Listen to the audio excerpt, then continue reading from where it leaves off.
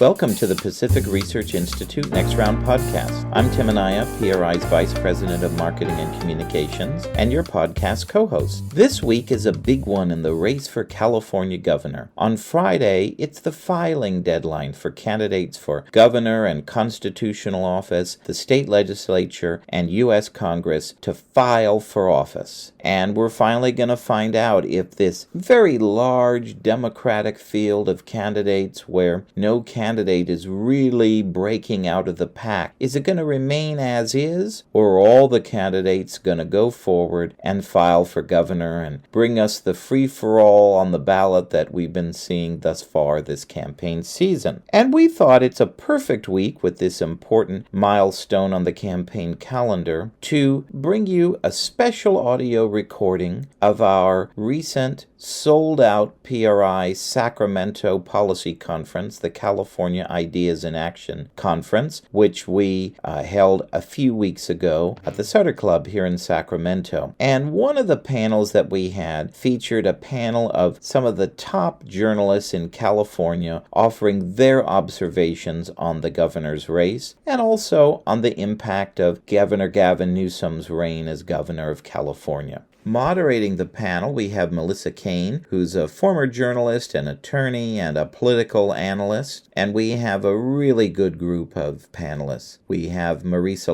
from KQED Radio. We have Lindsey Holden from Politico. And we have Sal Rodriguez, the opinion editor of the Orange County Register and the Southern California News Group newspapers. I think you'll all find it a very interesting and insightful panel, just as the audience did, who were with us in Sacramento for our conference. So stay tuned. After this message, please join our panel of political journalists diving into the 2026 California governor's race.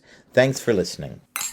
We'll get back to our terrific interview in just a moment, but first, PRI's YouTube channel is must watch. By visiting youtube.com/Pacific Research 1, that's the number 1, you can watch webinars, videos, and other original content, including our new Free City Center video tours and interviews. You can watch as PRI's Wayne Weingarten tours Dignity Moves, a San Francisco nonprofit that is reimagining scalable solutions to homelessness with founder and CEO Elizabeth Funk. And you can check out Stephen Greenhut's tour of a proposed new city in rural Solano County that has generated significant interest and intrigue. You can even listen to previous episodes of Next Round Podcast. So visit PRI's YouTube channel today at youtube.com/Pacific Research 1, that's the number 1, and click the subscribe button to receive notifications about our latest content as soon as it's posted.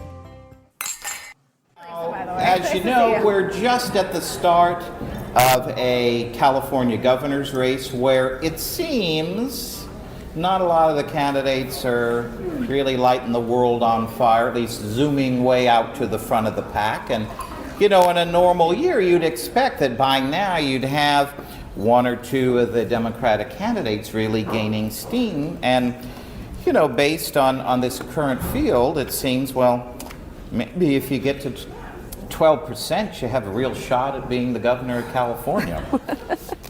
And it kind of begs the question, well, why are some of these candidates who in a normal year you would think would be pretty popular? Well, I don't know, we haven't tested it, but maybe root canals would poll more popular than some of them.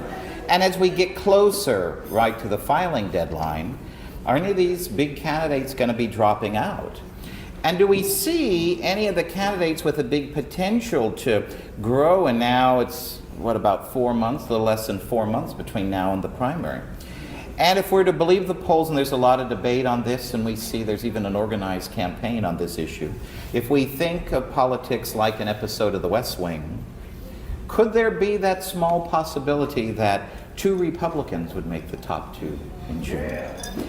Now, of course, if we're preparing to elect a new governor, well, then we're also getting ready to bid farewell to the Newsom administration, whether we like it or not, as he might say. And, you know, if he hangs out a little more in California in the next coming months instead of selling books or traveling to New Hampshire, what are his priorities for the last year of the governorship? There's a lot of time to do a lot of things before the next governor takes office in January. And what can a governor really get done in his final year? And then as we look a little more larger nationally, how should we assess Gavin Newsom's legacy as governor? Well, to do all that, I'm not asking you to work after that. I've got some of the best reporters and opinion writers in the state who are going to come share their thoughts and their reporting and maybe give us some good gossip and some inside scoop.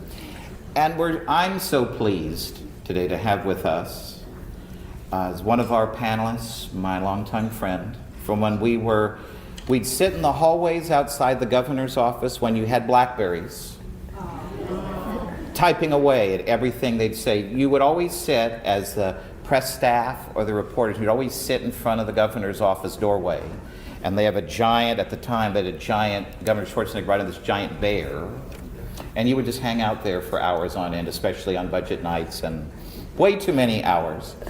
So thrilled to have Marisa Lagos from KQED Radio, who's one of the state's top political reporters, and she also hosts a terrific show and podcast called Political Breakdown that I highly recommend to you. She's previously written for the San Francisco Chronicle and the Examiner and the Los Angeles Times. We also have Lindsey Holden, who's a politics reporter for Politico, based here in Sacramento, and she writes the must-read political newsletter every afternoon, California Playbook PM. You can almost set your clock by it being in your inbox by 4 o'clock every day. And you really learn everything you need to know about what happened in politics that day by reading Playbook PM. I highly recommend you read it every day. Lindsey's also written for the Sacramento Bee and for the San Luis Obispo Tribune. And finally, we have our friend Sal Rodriguez, who's the opinion editor for the Southern California News Group. He's also a PRI senior fellow, and you can read his work on the West Coast urban problems over at our Free Cities Center. Sal's also on the board of Young Voices, and he's written for, in the past, Solitary Watch, and the Reason Foundation. And to moderate the panel, we have one of my favorite people, Melissa Caen, who I've had the pleasure to be on many political panels at the Commonwealth Club in San Francisco, with her breaking down all the political goings-on across the state. Melissa's an attorney and a writer, and she started as a political journalist and an analyst with a column in the San Francisco Examiner that ran from 2008 to 2013. And from 2016 to 2019, she was a politics reporter for CBS Bay Area. And now this season, in candidate season, you'll see her regularly at the Commonwealth Club interviewing gubernatorial candidates as part of the club's Race for the Governor series. So please welcome up to the panel Melissa Caen, our moderator, and all of our great panelists. You don't care where we sit, right? What's that? You don't care where we sit? Nope, sit okay. where you like. Greeting views, right? I love this podium. I feel like a game show host. Contestant one. Alrighty. So we know each other either informally or formally, and so this should be more of a conversation and less of a sort of strict panel. I've encouraged everyone here to interrupt each other, to ask questions, and generally keep it pretty informal. So hopefully this will be a fun experience for everyone. And I want to start by reading a statement, and then I'm going to ask y'all to weigh in on whether you think it's true or false, or whether it should be edited somehow. So the statement is this: the office of the California governor is second only in importance to the President of the United States. Aside from the presidency, the California governorship is the most important office a person can hold in the United States. Okay. Yeah, okay. Maybe it's true, maybe it's not. Marisa, contestant number 3. Yeah. Can you guys hear me on this one, or I need this too? Okay, sorry. That was just I swear I'm an audio person. Sure, let's say that. I mean, I think it depends on the moment we're in. I think maybe this time that might be true. I think if Kamala Harris had won, it might be really different. But I think given the sort of posturing of the state right now, the way, regardless of your feelings about the president, that so much of the way the state operates is sort of being threatened by this administration and challenged both from a fiscal and policy standpoint, that at least the next governor has the opportunity to be the second most important office. And I'll say elected office, because I think, there's a lot of people in the Trump administration, any administration, who are also incredibly powerful and important. Yeah, there may be some military folks who would disagree with that. So yes, agree. Yeah, no, I think you can make a strong case. I mean, biggest state, fourth largest economy. I mean, a lot of things start here that trickle down to the rest of the country. And right now, it depends on the person in office, I would think. I mean, he wields a lot of power in the state over his party, over lawmakers. Yeah, I think you could make a strong case. So yeah. Sal, do you want to weigh in on this? Or you pass? Does this work? This does work. So that's what Gavin Newsom tells himself every day when he wakes up. I'm the second most important, but I should be the first. But no, I'm like, no, what are you talking about? Where did that come from? Newsom's press office? What are you doing? No. In light of the fact that it is at least debatable, or at least is possible, that it is the second most important. Speaker of the House office. has more influence Okay. over the fate of the country. The question then is, why is it such a mess right now in terms of the election of this very important, maybe not the most important, maybe not the second or third most important, but pretty high up there office? We end up with a situation where we have so many candidates continuing to poll poorly and that appear to have no chance. And the sort of top two primary or the runoff primary that makes betting markets go wild. Any thoughts on sort of how we ended up here? It seemed like, at least since Jerry Brown, there's been a sort of ordained order to things. Yeah. Lindsey? Yeah, I think it's a tough job. I think, and especially, you may characterize the current situation however you want, but we have a budget deficit, a hostile administration. There's just a lot of things you have to deal with as governor, and it's a tough, substantial job, and I can see why a lot of people wouldn't want it.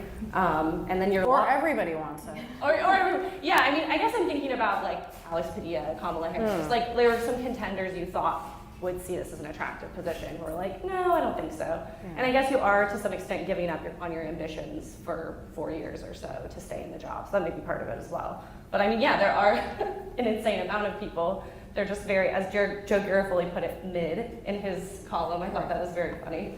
But I don't know, why do you think there's so many kind of Well, I just want to reframe this and say, I think it's really exciting that we have an open governor's race. Even if you're not excited about these candidates, I've been working in political reporting since the recall of Gray Davis, and this kind of feels like the first non-coronation we've had in my entire life. So they may be mid, but there are mid candidates.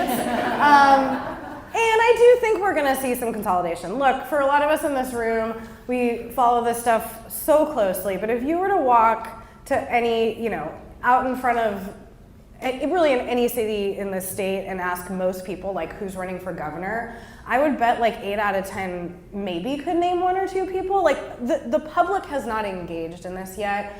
And part of that is because it is such a big field, but also because the candidates haven't really gone full throttle yet. We're not seeing a ton of advertising. I think in the sort of mainstream areas, we haven't had, any consolidation to the point where you really have, if you've watched any of the debates or forums, there's so many people right now, it just feels like you're kind of going down the line. So I think there's gonna be some movement. I think this is, at this point, probably a race between 4 to 6 people. And, not that it's my job, but it might be better for a lot of us if some of them were to hang up their hats. I've characterized this as if you've ever watched Dancing with the Stars, the very first episode of Dancing with the Stars, where there's a bunch of people. Some of them can't even dance. They're barely making it out there, and they need to leave so it can be more interesting. That's kind of how I see it. Yeah, and it's we all got spoiled from a narrative perspective. We had the Terminator as governor, and then we had Moonbeam, And then Gavin Newsom was like primed to be future governor for a long time, and then he was, and made it all very easy. And Jerry Brown, to his credit, well, and he had to because budget problems. He helped clean up the state's finances, set up things very beautifully for Gavin to come in. He had pension reform. He cleared the wall of debt. Things were set up nice and tidy for Newsom to come in. Newsom is leaving a mess. He's despite having now record levels of revenues in the state budget, the state is spending more and more at a rate that is way faster than the amount it takes in, has projected structural budget deficits for the next several years of like $30 billion a year. That's hard. That's a hard thing to clear, especially if you're trying to run a progressive campaign where you want to do more than just clean up the mess of your predecessor. So like, who could blame Kamala Harris for going, nah, I'm not doing that. I was vice president, could have been president. Nah, I'm not gonna have to go back to work now. Or like Alex Padilla, like he has the sickest job. He doesn't have to do anything, and he's gonna be elected for all time. Like it's so like, why would you come and have to work now? He's worked too hard through his life to have to actually work now. And then who else was there? And then it's like what, a Rick Caruso? Like he was thinking like, maybe I should jump in, maybe I should save LA, maybe I should save California. Probably ran the numbers and saw, oh yeah, no, actually, I'm not gonna be able to. I'll be like a 5%er. So it's like, so that's why now comparatively the field looks so terrible. And it also, the other reason that the field looks so bad and so weak is because it is. It's like, we have, Eric Swalwell, does anyone know what he believes? Like, does anyone have any idea what he thinks about anything, about housing policy, about state budget, about water policy? Does anyone know anything other than that he, wrote erotica in college and was really mad at Trump? Like, I mean, and then I was not aware like, of the erotica. Yeah, what is this? Oh, you have not now who's mid, right? You're lucky you have not been privy to that's that. for you read that on your own time. Well, I'll be billing for those hours. yeah, I read that and was like, why did I read that? We'll get back to next round in just a moment, but first, are you getting PRI's regular email updates? If not, go to pacificresearch.org and click the sign up button at the top of the page to get the facts you need to fight back delivered every week to your inbox. Every week, PRI sends you what you need to know about what's going on in Washington, D.C. and Sacramento, and gives you the free market ideas needed to save our state and our nation. By going to pacificresearch.org and clicking the sign up button, you can sign up to have Policy Alert, our weekly roundup of all the best ideas from PRI scholars delivered to your inbox. Or you can sign up for event updates so you're the first to know when PRI is coming to your community with great events. So sign up now at pacificresearch.org and click the sign up button at the top of the page to get PRI's content delivered to your inbox each week. It's a great point. Rick Caruso recently endorsed Matt Mahan, who was, I think, supposed to be here today, but everyone's now in San Francisco at the Democratic Convention trying to keep each other from getting 60% of the vote to prevent any official party endorsement. So I assume that that's where he is. But a recent Emerson poll shows he's only getting 3 to 4% support. What has his entry to the race done, and what do you think needs to be done for him? He's got some good endorsements. He's got some good folks behind him. But what does that mean for the race? Still open, by the way, Andrew, if you're listening. March 8th. So it's still a little open, but weigh in, Sal, if you want to give us a start on Matt and his impact on the race. Yeah, so he came in as that 5%er that Caruso probably would have entered in as. He better hope that Antonio Villaraigosa drops out or something and backs him, because that's presumably the moderate lane there. Although then that's only like 10% of the electorate, which is horrifying. He's got to hope that some people drop out. He's got to hope that Katie Porter blows up again. He's got to hope that Eric Swalwell has like worse poetry in his history. No, I think he's doomed. I think he's a nice man, But he's a Bay Area Democrat who Bay Area Democrats don't like because he's like vaguely moderate, because he occasionally says, I think we should arrest some criminals for crimes. And that makes him unacceptable, like in the Democratic Party. So, I don't know. I think he's doomed. Yeah, I mean, I don't know if he has much of a chance, but I mean, I think this is a profile raising opportunity for him. He has a lot of tech money. He is more in the moderate lane than a lot of the other candidates in terms of... Matt Mahan. Yeah, San Jose mayor who jumped into the governor's race, yeah. But yeah, I think, I think for a lot of these candidates, it's not just about winning, it's about, getting some attention, raising your profile, maybe taking a stab at something else down the road. And this is a good opportunity for that.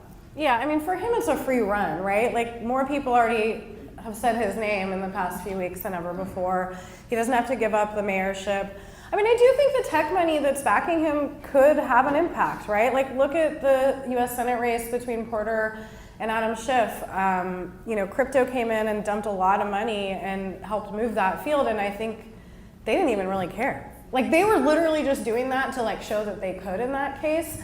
And so I think when you look at the sort of AI boom and the amount of money that is floating around, like, there is some, ability, if not to, like, put Mahan in a winning spot, to tear down some of his opponents. And I think you've seen, like, some of those dynamics play out with someone like Tom Steyer really going after him and kind of ignoring Swalwell and Porter, who are both polling in most polls better than any of them. Steyer, like, don't count out just because of the money. I think you have to, he is relevant, if nothing else, because he's spending so much money and he has been able to raise his name ID. And so, I think that leaves, obviously, we haven't even talked about Steve Hilton and Chad Bianco. We're seeing some sort of, like, inter-party violence over there as they kind of, go after each other. And I think that's a really interesting dynamic. I think Hilton has ended up occupying a more sort of establishment place in, like, the current Republican Party than I expected someone like him to. Like, he's a British dude who I think maybe used to be a liberal. Like, I don't know. I mean, he's Steve.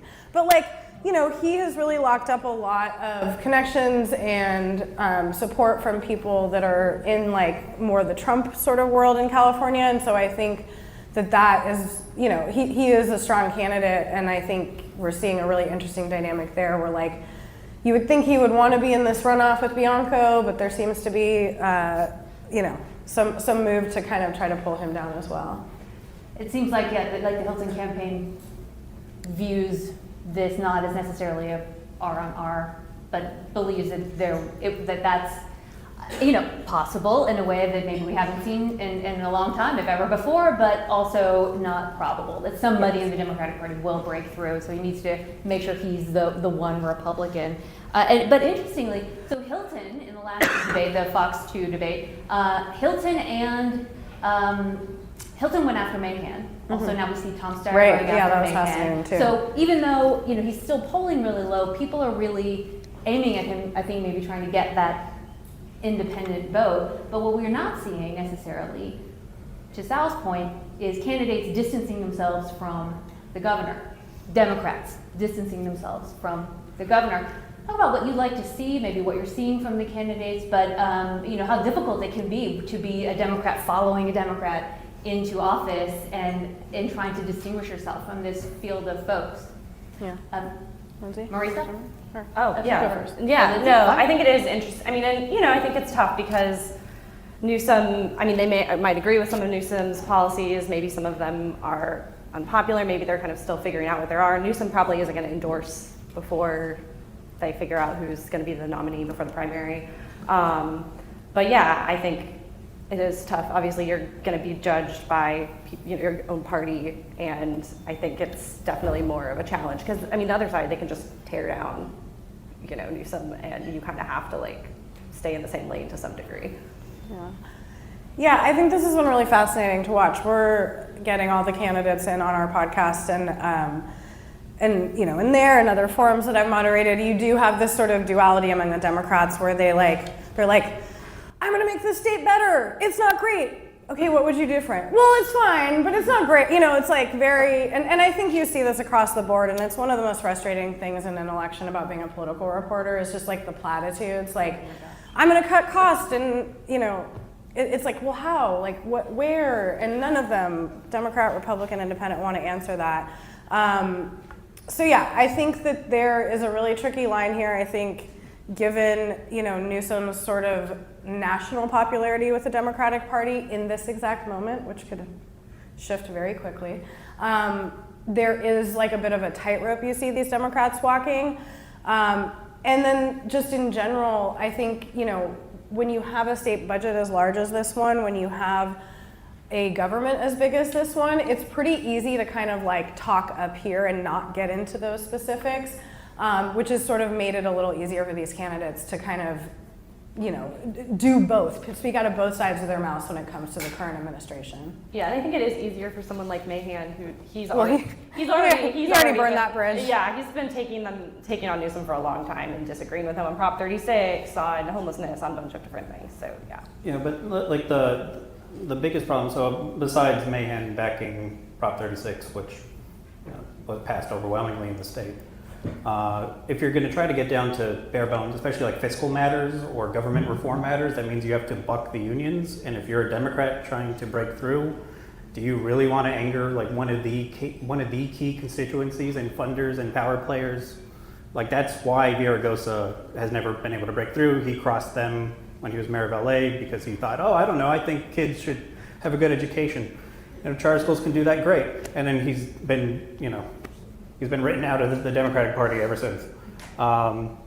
And so that's, and are we going to suddenly have like Tony Thurman truth teller? Like what are we doing? Like what are we expecting from the candidates? Like Katie Porter could, I mean, she's the ultimate outsider. She should be, I mean, and when I say outsider, I mean like she popped onto the scene in Orange County. She became a congressperson, raised a lot of money, and then blew up, and everyone knows her as the loud, angry lady who didn't accomplish anything in the House besides raising a lot of money, and then lost in Senate. She might as well be telling the truth now. But whenever, like, there was one time where she said, I don't know about this bullet train thing. I think that's a lot of money that we're spending, and I don't know if it's fair to Californians that we like spend all this money on a project that might not come online. And then like a week later, she went to go like get a union endorsement. She was like, "Oh, I love the bullet train. There's so many jobs. Like this would be crazy to turn this down." So it's like, and that's she probably got a call. She probably got like a "How dare you?" Think about all the jobs. Think about you're going to lose all the unions in the Central Valley. So how do you break through when you're not going to when the apparatus in the Democratic Party is built around special interest groups with a lot of money and power that are also behind a lot of the problems that plague state government? Are you really going to push back against that? Probably not. You're just going to be like an Eric Swalwell and just hope that those impeachment hearings that people vaguely remember you from carry you through. Well, typically, you guys are a free market loving organization. Typically, there's a bit of capitalism in politics in that you can run out of money, right? And that's kind of what drives people out, even people with big egos and well-paid consultants with PowerPoints showing there's a path. Typically, the money dries up, and that's how you get out. We have a situation where we have Tom Steyer, who is just sort of impervious to those kind of sort of market forces. But also, we've got a lot of other money. It's not just union money and support. There's all kinds of, tech money. I mean, people can stay in this race longer, it seems, than a normal congressional race or a sort of lower level race. What does that do to, how does that impact the candidates? How does that impact sort of your reporting on the race and your hopes for how things are going to play out when it's possible that several candidates will have, just resources to take them all the way through? Marisa? Yeah, I mean, I think it's interesting because even some of the candidates that we might consider long shot right here, like raised millions of dollars in the last filing. So it's not, I mean, there's a couple that are really, really trailing.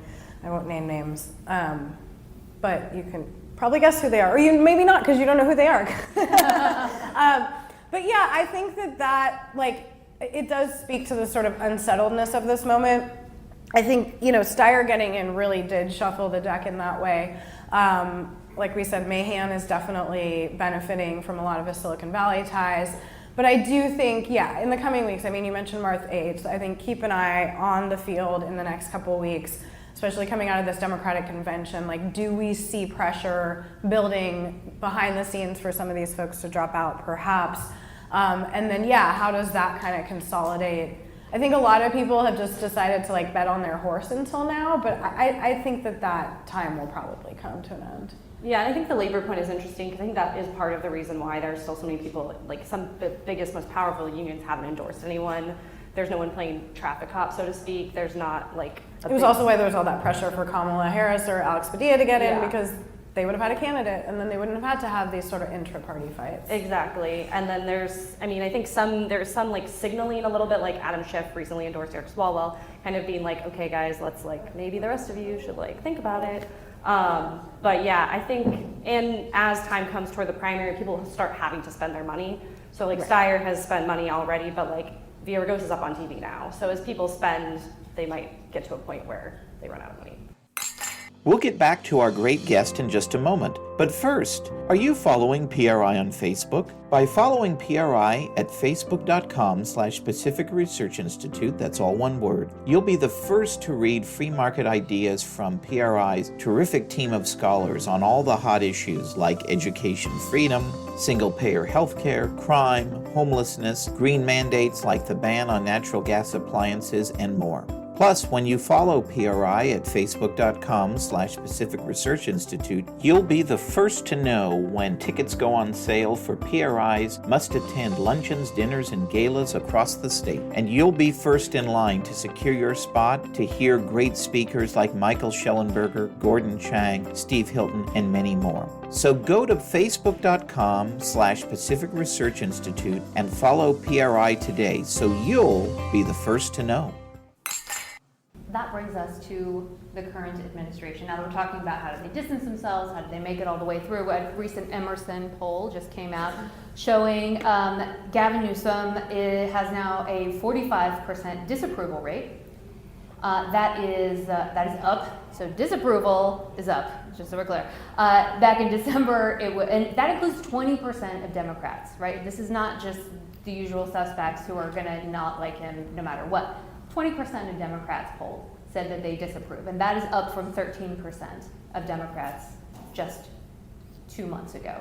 So even though there's a margin of error of 3 points, there's statistically a significant drop in approval for Gavin Newsom among Democrats and independents, importantly, who disapproved of him by 47% in December, and now 53% of independents disapprove. Again, not 80, but still, again, not just your usual sort of people who never liked him to begin with. There seems like, and Sal, as you pointed out, he's leaving some mess, and he's not as popular at home maybe as he is in other places. So why aren't more people willing to break with him on things that are even maybe unrelated to the unions? Things like, should you send mean tweets, or how do you spend your time? How do you, are you present, and how do you, deal with, sort of rolling out a budget and other things? I'd love for them to go do that, but as I said, I think 45% is a lot, and Gavin Newsom is very popular whenever he's campaigning against Trump. That's when he saw that prior surge during the Prop 50 campaign that helped revitalize his approval numbers. And now it's gone. Now he's back to just being himself, and everyone's like, oh yeah, he's running for president, I guess. Oh yeah, and the state is really expensive, and we have a lot of homeless people, and our urban areas are like decaying. Oh yeah. I guess that's his legacy. But as I said, I think what is Eric Swalwell going to do? Say like, Gavin Newsom stinks.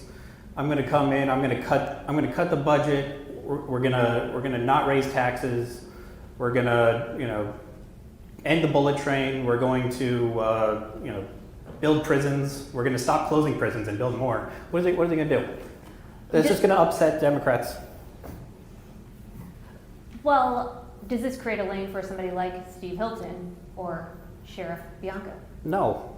The It's like disapproval of Newsom? no. I've heard that every election cycle from Republicans and Republican consultants. I remember when like Brian Dolly's people were like insistent, like, oh yeah, $8 gas, COVID lockdowns, people are mad. He's totally going to be governor. And I said no.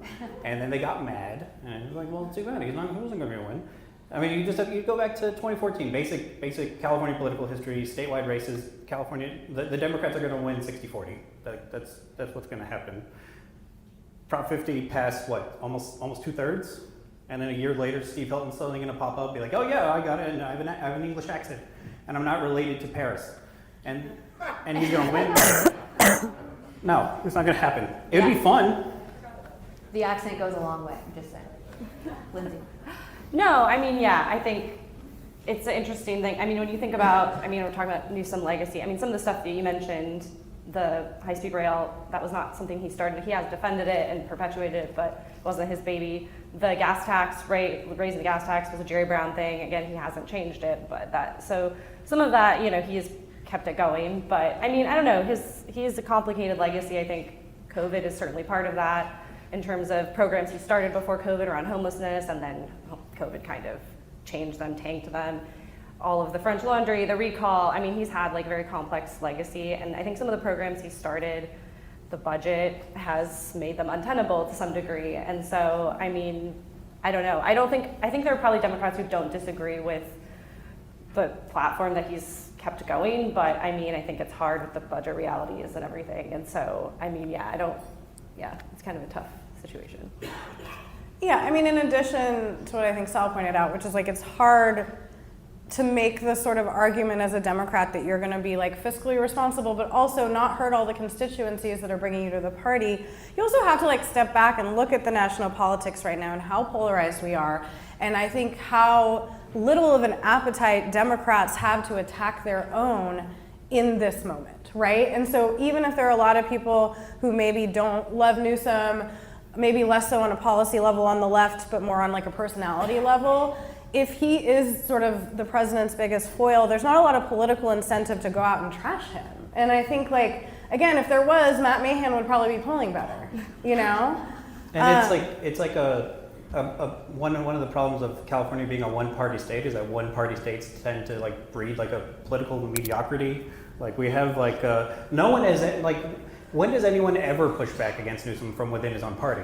The Democrats have remarkable party discipline. Like, if there's a terrible bill, the Democrats who disagree with the bill, they just don't vote. They abstain on something. The most that'll happen is like maybe like what Jasmeet Bains will be like. Will issue some statement like I humbly disagree with the great governor, and then that's it. And then that's the entire pushback. Like there's never really there's no like someone in San Bernardino or something like pushing back and fighting back. They're like, you know what, this intrudes on my Democratic constituents. How does no, it never happens.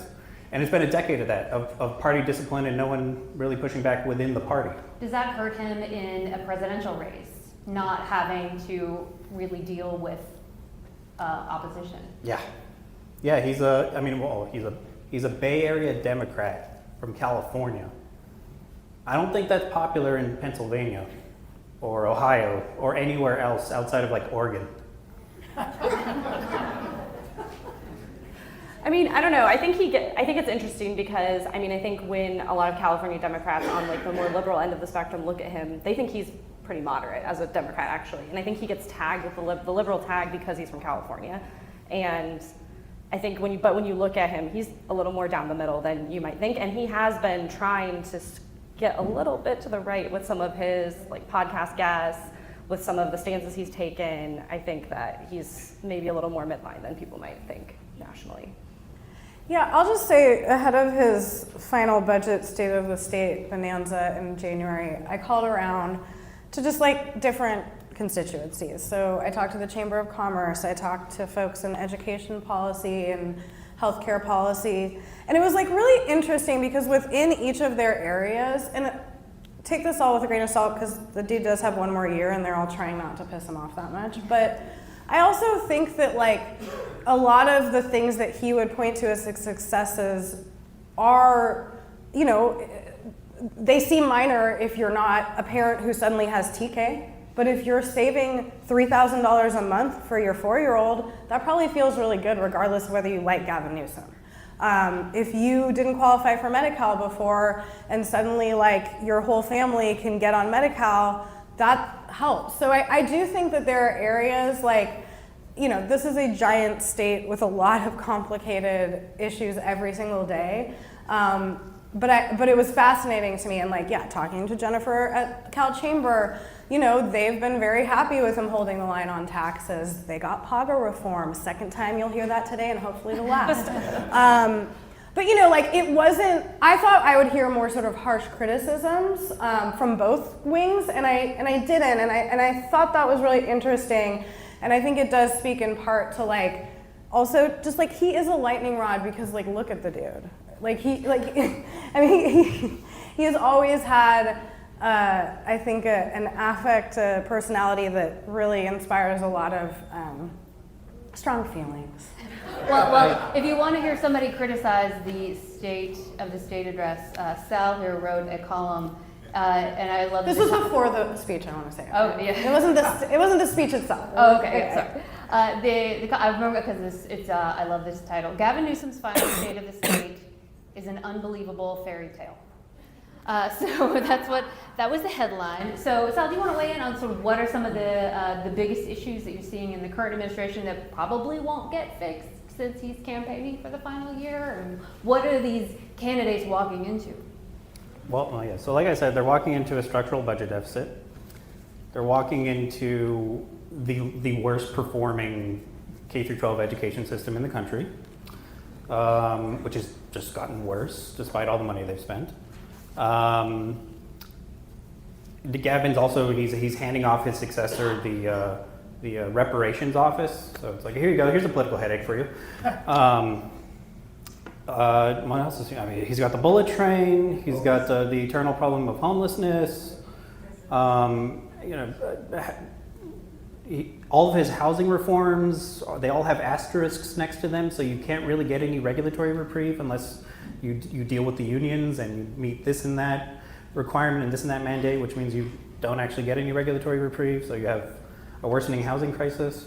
Let's see, what else? You have billionaires and business owners leaving the states, which is kind of a problem. You kind of need them to make money, so you have, as a government, so that you can be the parasite that takes that money and go waste it. And so that's what he's leaving behind. And I will say, just as an aside, on the last round of questions, I mean, Newsom's a moderate in the sense that like Khrushchev was a moderate compared to Stalin. Like, I guess he's a moderate. Like, I mean, Newsom's idea of being a moderate is saying like, yeah, I mean, I think girls should play against girls. And like, that's it. Like, that was his moderate streak. That was his grand moderate stand. And then like in the weeks later, just like completely getting rid of all that goodwill. But like, I want more trans kids. It's like, okay, just relax, Gavin. This is why you're not gonna be president. Well, one of the things that he did accomplish, you can call it an accomplishment, however you think about it, is to pass Prop 50, right? So we've got the new congressional redistricting. Before we go, I want to make sure we touch on this. What races are y'all watching? Is it going to be as successful as I think that they thought? They were going to pick up 5 seats. And is that... Where will Kevin Kiley run, you guys? No, seriously. I don't need another Twitter explainer from Kevin. I just want to know which district he's picking. He's so dramatic. He's unveiling it so dramatically. Yeah. He's really building the tension. What races are you watching, and what do you think is going to happen with the? Is it going to result in 5 additional seats? Do you think? Yeah. Well, I mean, one interesting one is down south, Daryl Isa's district. You have Camp-Najjar, who's run a couple times against Marnie Van. What's her last name? Wilbert. Thank you. I used to be from SoCal. It seems like she might actually get the Democratic nomination this weekend, potentially. That would be fascinating. I mean, it can't be a Mark Camp-Najjar. That dude's he's 30 and he's a perennial candidate already. Yeah. So that's interesting. I personally think it's not going to change the math, but the Ken Calvert Young Kim race is going to be really fascinating to watch in Orange County, kind of. I guess Inland Empire, Palm Desert, because you have 2 Republicans sort of from different, generations, but not all that different. So like, how do they try to sort of define themselves and each other? Do we see, attacks on one another? I think like our friend Joe Garofoli at the Chronicle just went on the road with Jared Huffman, who was like up in the north part of that district trying to make friends with people, which was like kind of hilarious because like that's a very safe Democratic district now. So like, I'm sure his soon-to-be new constituents appreciated him coming to town, but it's not like he doesn't have to be doing that. And then I think some of these races around here are going to be kind of the more interesting ones to watch. I don't know, Lindsey, you're probably following that. No, I was going to say, I think in Sacramento we have Doris Matsui is getting challenged by Mai Vang, a more progressive city council member. She hasn't had like the serious of a challenger in a while, and it's kind of part of this like wave of younger people coming and challenging people who've been Wait, on that generational thing, has anyone else seen the John Garamendi billboard I saw today? Yeah. It's so savage. It just has a picture of him and it says happy 81st birthday. Oh. And then it says serving in Congress for 52 years. That's it. No, nothing else. Just gonna leave that there. No, wow. It's so passive aggressive. It's wild. I was like, what? I approve. I would say the purple race I'm watching is in Central Valley, David Valadao. There's Randy Villegas and Jasmeet Bains. Jasmeet Bains is the more moderate. Randy Villegas is the Bernie endorsed, more progressive candidate. So they're going to duke it out for the endorsement this weekend. And obviously Valadao, it was already really competitive. Prop 50 made his district more competitive for Democrats. It's like Lucy with the football, though. I mean, if I take one more trip there to do a story about how Democrats might win this time, we'll see that. There's no Rudy Salas this time. There is no Rudy Salas, You never know. But so I'm kind of interested in that one. Yeah, and like, so it was already mentioned, like, so like the young Ken Calvert race, that's going to be interesting because that's one seat that Republicans should be able to hold on to. It's going to be, whoever wins between the two of them is going to be the next congressman for that district. Young Kim has tried to present herself as like a moderate over the years, and she's really emphasized her work on bills with Democrats and her very high bipartisan bill record. And ever since the redrawing, she's now trying to like reinvent herself as MAGA, and it comes across very strange. So I don't know if that'll work. And Ken Calvert's been around forever, and he has a lot of money, so he should be able to power through. And he lives in the district, and he's represented a lot of the 40th congressional district already. Other than that, it's like the most remarkable thing is how Prop 50 turned a lot of once sort of interesting races into nothings. Like Derek Tran barely beat Michelle Steele, and the Republicans have come up with no one. They've come up with no one. It's going to come down to which horrible council member from Westminster is going to be the one to make it against him. Is it going to be the one who's like in a diversion program after like pleading guilty to attempted bribery? Or is it going to be like the other guy who's like her enemy on the city council?